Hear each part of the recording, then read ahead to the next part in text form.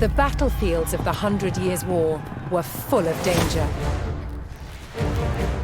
To defend against these weapons, a new type of armor was developed: plate armor.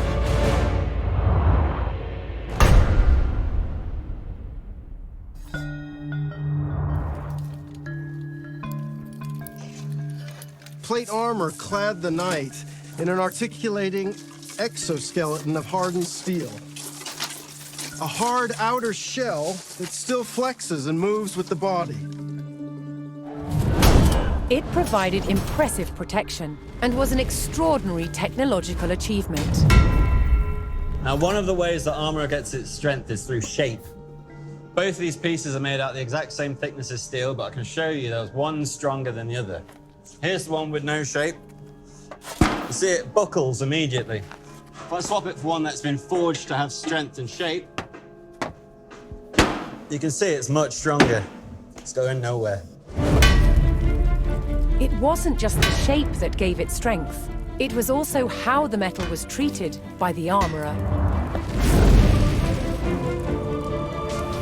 Now, the benefits of using heat is it obviously makes the piece more plastic, more ductile, lets me shape it.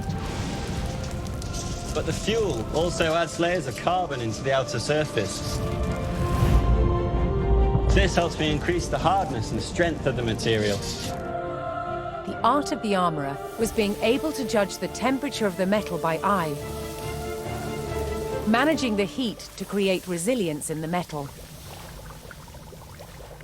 The combination of heat-treated metal and rigid shapes meant that armor didn't need to be so thick and heavy, making it much easier to fight in. But good quality plate armor did have its downside.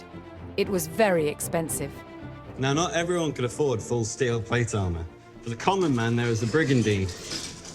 Now, these are made up of overlapping steel plates that are then riveted through a textile outer.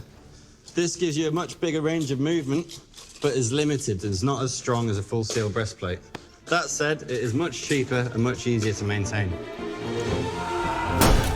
At its best, the armored knight was invincible. But armor didn't just provide defense. It was also a weapon and an expression of a knight's power and prestige. Armor transformed its wearer into a work of art.